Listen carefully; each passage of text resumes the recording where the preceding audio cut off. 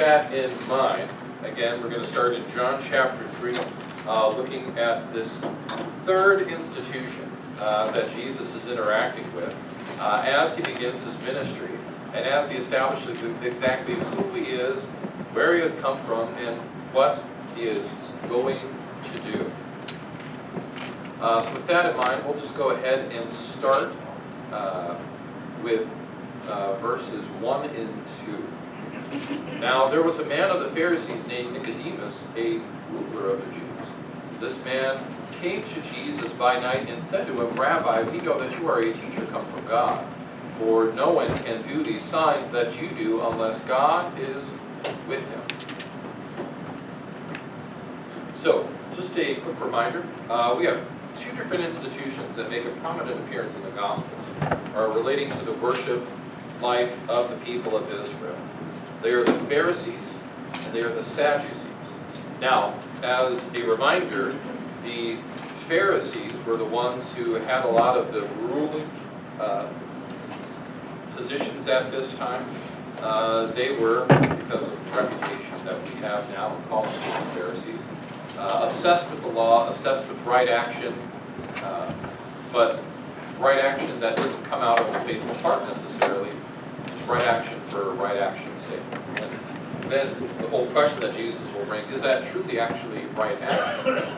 Or are they ignoring what God plainly has already laid out in the Old Testament? The other major faction that we will see in the Gospel of John, and really in all the Gospels, are the Sadducees. Now, they're very similar to the Pharisees except in one major way. That is, the Pharisees believed in the physical resurrection of the body. The Sadducees did not. Otherwise, there is a lot of overlap between the two. But one believed in the bodily resurrection, one did not believe in the bodily resurrection. And as such, then some of the questions they begin to ask also will begin to play that out. But here Nicodemus is a member of the Pharisees. And as such, being a ruler of the Jews, just again, we talked a little bit about this last time. If we understand the order of operations for this part of the world, if you will, the primary source of order and rule on the macro level is the Roman Empire, with the emperor as its head, and in this case, in this particular prefecture of Judea, Pilate as the governor.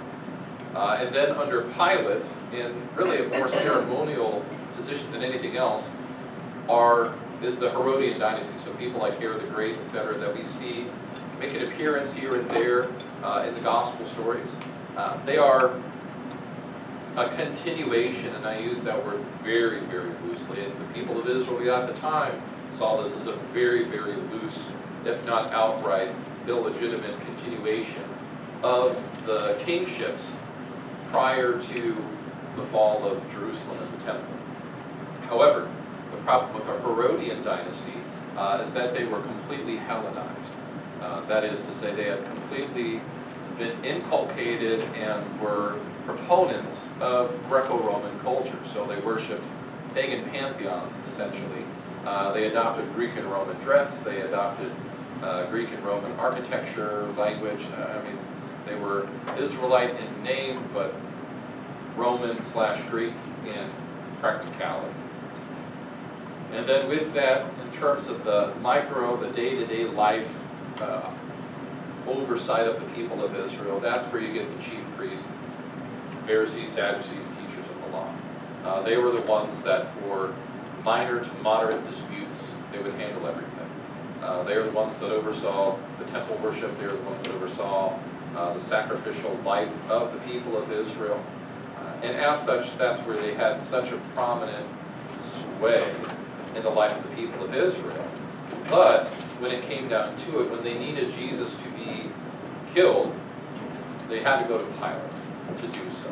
There are times in the fit of rage they would pick up stones to try to kill Jesus, but when, in a sense, cooler heads prevailed and they tried to go through things the appropriate route, that's why they would, one, if you remember the crucifixion narrative, give it to Herod first, and then Herod sent them to Pilate.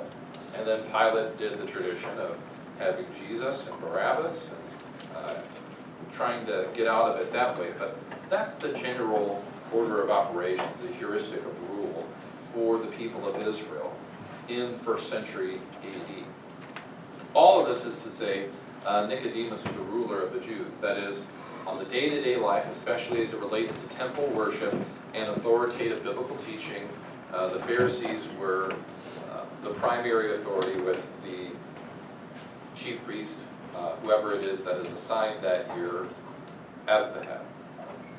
So there was a lot of sway, much more so in some ways than, say, I have. You know, no one ever would describe me as a ruler in Nampa. You know, they just have no sort of day-to-day power at all. But the Pharisees did, and that's part of the fact that the system of law, the system of religious observation, was not just a spiritual matter, but a lot of times a physical matter. That's why there's so much consternation about Jesus healing on the Sabbath, or doing these things on the Sabbath, or doing and entrusting all of this work to be done both inside and outside of the temple, either with his disciples or the 72. All of that came under the purview of the Pharisees, and Nicodemus was prominent among them, and prominent in a way that offered him a bit of a shield. Even though he comes to Jesus by night, we know that later on he doesn't back down from his interactions with Christ. Where else do we see Nicodemus in the story? The end. At the end. Helps take Jesus' body and bury him. And that shows that he was prominent enough to get away with doing that without losing his position. Because any sort of kindness or faithfulness towards the person of Jesus, especially by the time we get to Good Friday, from a member of the Pharisees would be anathema. But that's exactly what Nicodemus does. And clearly, as we see in these first two verses here, there is a faithful recognition, or the beginnings of a recognition, of who Jesus is and what he has come to do. Questions, comments, as we start things off? Yes? Was Pilate a Roman citizen? More than likely, yes. Usually all of those who serve in somewhat larger capacities had earned their citizenship of Rome at this point. So would he have been a local to that area, or would he have come from Rome? He would have come from Rome. So he was not like a tax collector. Like tax collectors were in some ways raised up from the local populace. But when it comes to the predilates of the Roman Empire, yeah, those are going to come from Rome itself, not raised up from the local people. Because they don't want any points of symbolic rallying for any large-scale rebellion. And so any sort of local ruler, other than a puppet like, for example, the Herodian dynasty, is going to come from Rome itself to actually execute Caesar's laws. So Pilate got assigned to something out in the sticks. Yeah, it was unimportant, although if you think about how important Egypt is, though, this is right next door. And just about 60, 70 years before that, you had the whole struggle between Julius Caesar and Mark Antony. And remember, one of the closest compatriots of Mark Antony against the Roman Empire was Cleopatra, and that dynasty. So having somebody there who is faithful to Rome, that's right next door to Egypt, and the relatively recent struggles that were there, wasn't quite as backwoods as some may have it, at least if we consider proximity to some of the places where the strongest discord that threatened unity was found there. We'll go here. So was this debate between Pharisees and Sadducees about the resurrection long before Jesus came? Yeah, it had been building for a while. And some of it had to do with the type of reading that they had of the Old Testament. And you still see this to this day. If you look at modern day Judaism, you have a wide variety of beliefs about who the Messiah is, bodily resurrection between things like Reform Judaism, Orthodox, Ultra-Orthodox. I mean, there's a significant departure, even to this day, amongst the different groups on a lot of issues as well. Yes? I always get caught up with the truly, truly, you know, when Jesus says that. I realize that things are said twice for emphasis, but was that a rhetorical? Just, yeah, a simple rhetorical device. Right, but was it common in? I think somewhat, yeah. I mean, it's not a abnormal formulation in a way that, you take note of it. Sometimes there are, so I'll give you a bit of a preview of the sermon for this morning. There are words that appear only once, either in the Old Testament or the New Testament.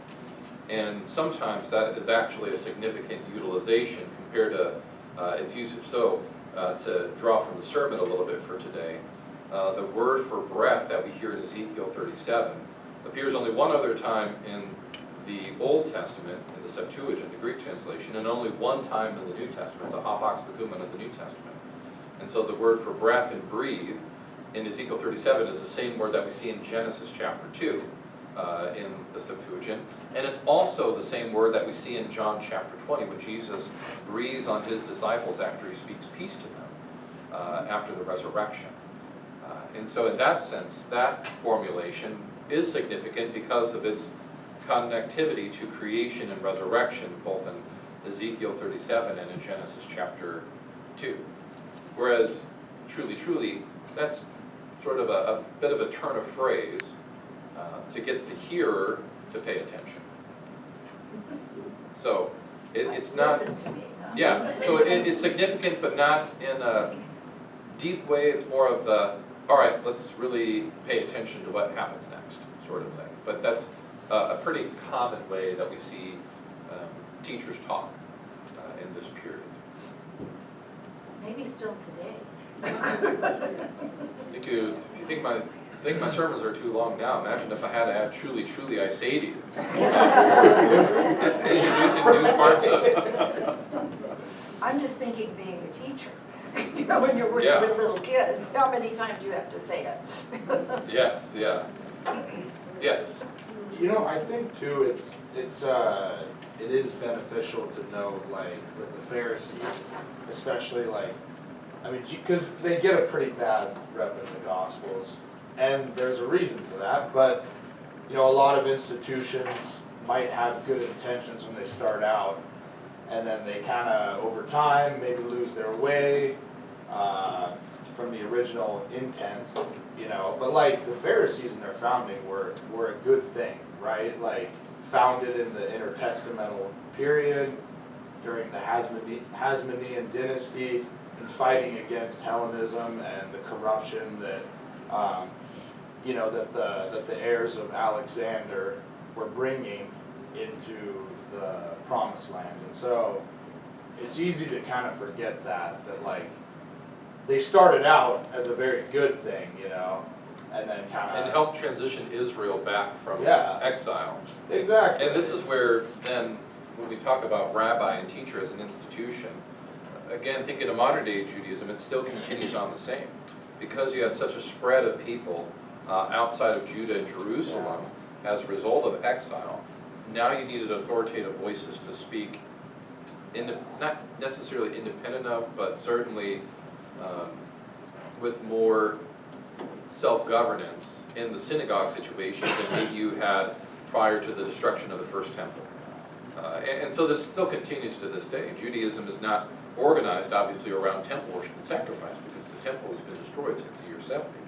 However, if we look at then what serves as a primary foundation for modern day Judaism, that's where things like the Talmud and the Midrash come in. And these are all directly related to rabbinic teaching.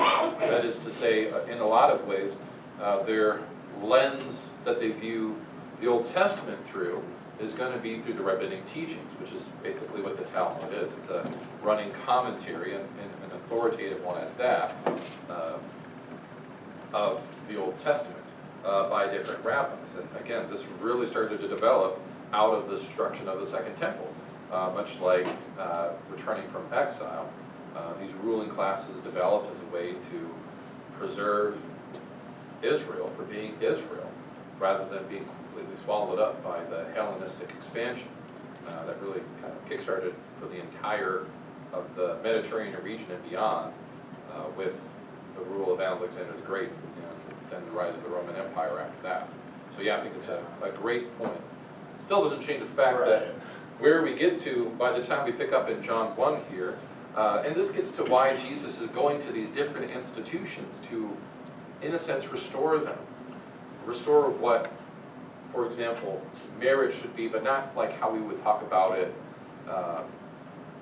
in like our discussions of marriage culturally and politically, but more of reestablishing the relationship of God and humanity as which God provides the best of what we can ever hope for through His gracious provision and care, which is exactly what we're talking about when we have our confession of the marriage feast of the Lamb and His kingdom that has no end. It's more of looking towards the incredible and perfect provision by God for His bride, the church, that is far beyond any set of feasting that we could ever conceive of on this side of glory.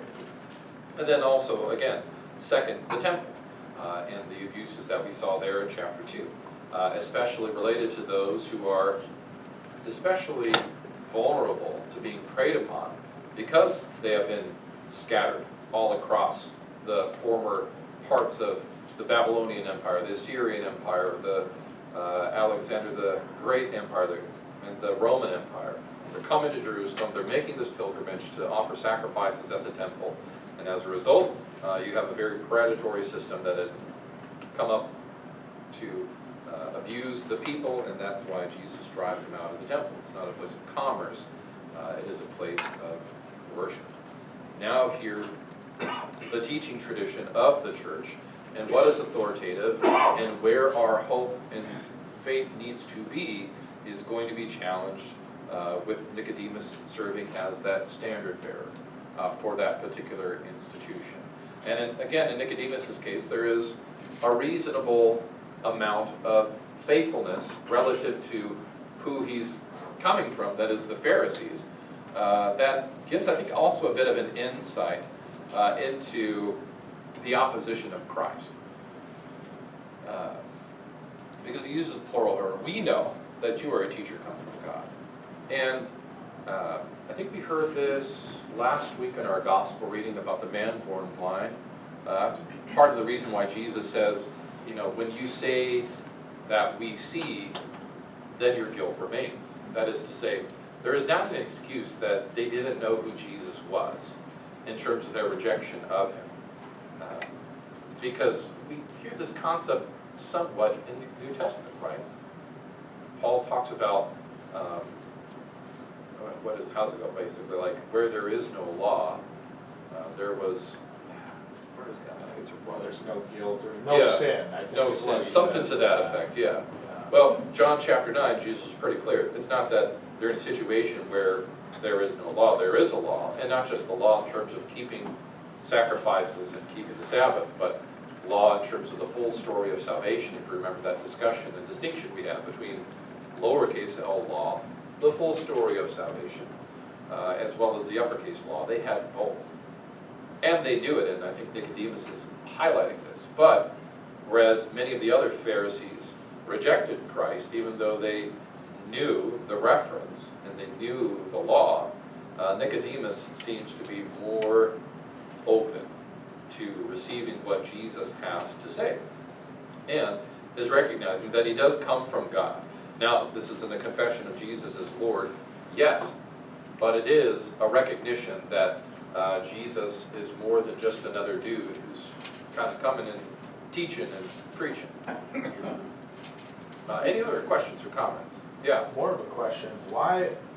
I mean, so like when I was in Jerusalem, like you said, I did kind of observe that that difference of beliefs, you know, amongst a lot of Jews as well, you know, in different groups and whatnot. I actually found a lot of secular Jews were very receptive to listening about Christianity, very interested. You know, but obviously the religious Jews not so much. But why do you think there is such a strong rejection of Christ as the Messiah? You know, like, I mean, there's fierce opposition. I mean, Well, I mean, it's the the same as it was in the time of Christ. It's just, or like with any sort of human being that, according to our sinful nature, will rant and rave against the work of Jesus. And in this case, maybe to draw a bit of a parallel, maybe not a one-to-one example, but think of the Reformation and the fierce opposition to Luther. It wasn't necessarily only on scriptural grounds, but rather on the authority of tradition that got them to that point. And so in the case of Judaism, you have this authority of tradition that is the rabbinic commentary and teaching on the Old Testament that stands in opposition to the claims of Jesus, rather than maybe directly interacting with a place like Isaiah 52 and 53, or Psalm 22, or Zechariah 9, for example. So you think they're putting more weight on the rabbinic tradition rather than what the Old Testament actually 100%. And in that sense, there's a lot of parallels then to, say, Rome, where opposition to Luther was less centered around things like you were saved by grace through faith and not by works, so that no one can boast, and more on the opposition coming from the places, well, popes and councils said this, and the church has always taught that. And this is where Luther, before the Diet of Worms, points out that popes and councils often erred and have been contradictory. And this is why we put our faith in the Word of God. And really, even in Protestant tradition, sometimes you'll see this. I think at times that, for example, either like a King James only almost sounds, it sounds similar. Yeah. That's the tradition, that's what is faithful in our tradition, and anything that deviates from that is going to get fierce opposition.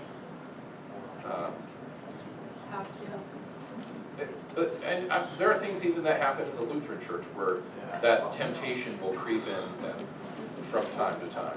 One more question. So do you think, because Christianity literally changed the world, right? I heard a historian say that Christ and Caesar met in the Colosseum and Christ won. I've heard it, phrased that way. I forget the name of the historian, but so I wonder if there hadn't have been as fierce a rejection of Christ by the religious leaders in Israel.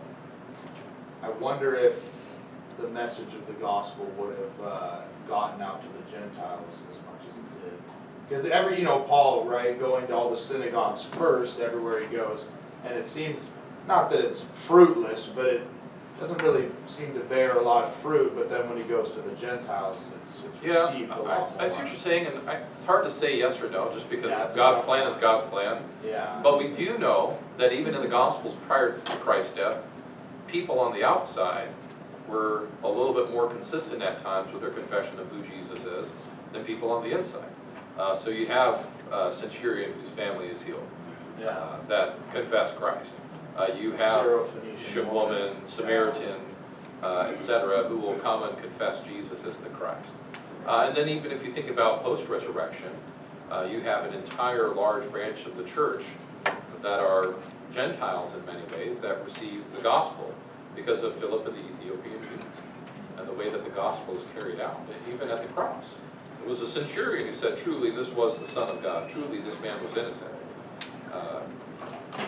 And so it's hard to say because we're already seeing, and on top of that, even in the Old Testament, and Isaiah is a clear example of this, but you see this across all the prophets, the plan of salvation has always been for Jew and Gentile, all peoples. There's this language of, to the coastlands and places from afar, my word will go forth. God is talking about bringing all people and drawing all to himself, and not just all of Israel scattered around the world, but all of humanity.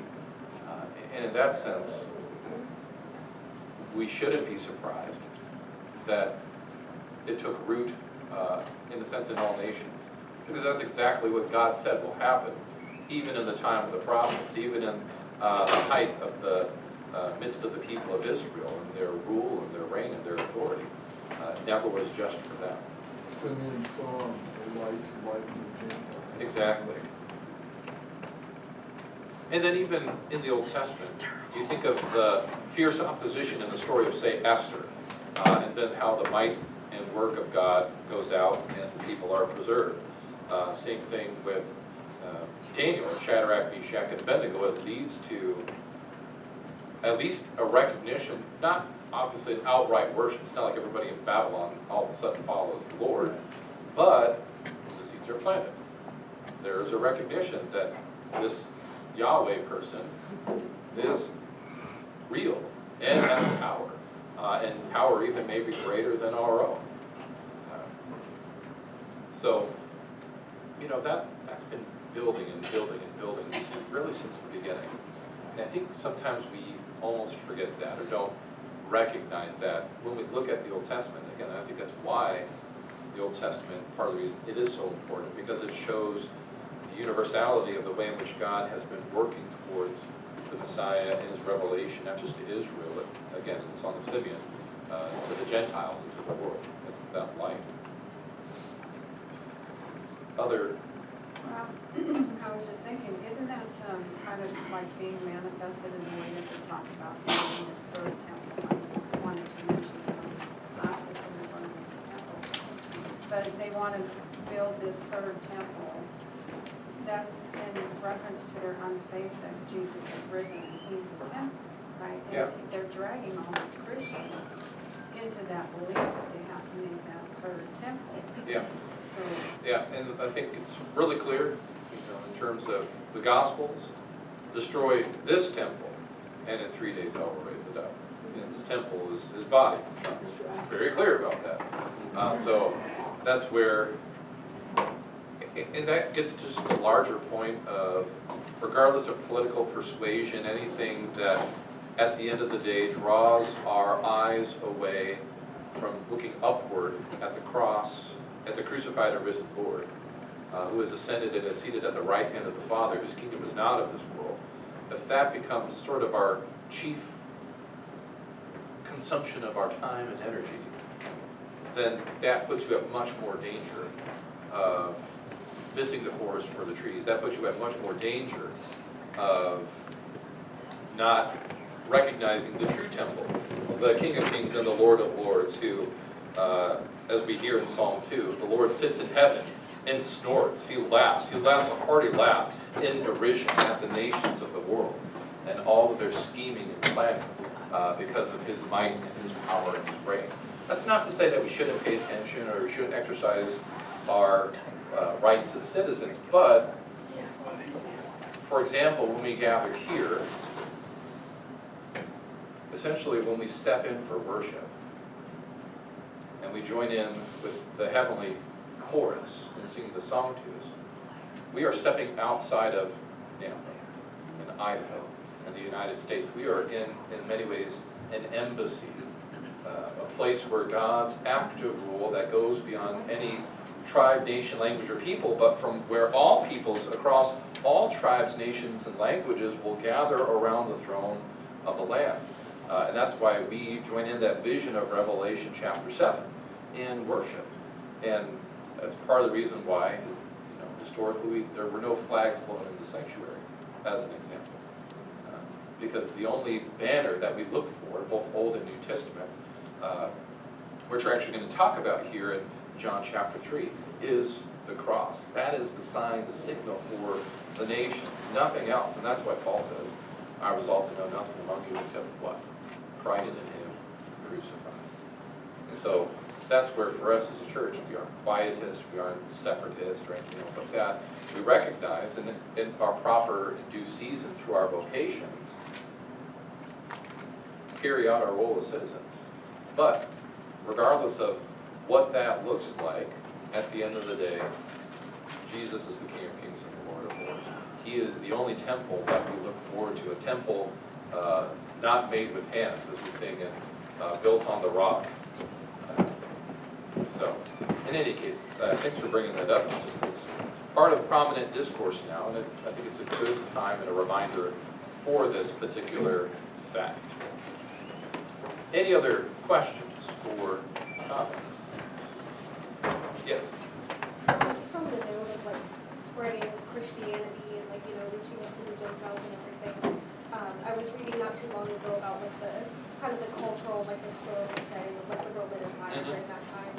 And it's kind of ironic because in a lot of ways, although it did hinder Christianity in terms of like persecution and things like that, it actually did help spread it greatly because certain political policies and things they had set up, they actually took care of piracy and pirates like on the seas and like thievery and things like that. They actually helped clean all of that up.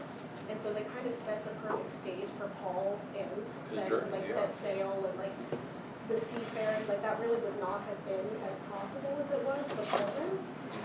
And I think it just kind of calls to mind, you know, what you meant for evil, God meant for good. So like, you know, in certain ways, although right in that time they may have put, you know, why on earth would be put right in the middle of the Roman Empire, they actually did help greatly, so it kind of backfired on them a little bit. Well, and to go along with that, think of the road system.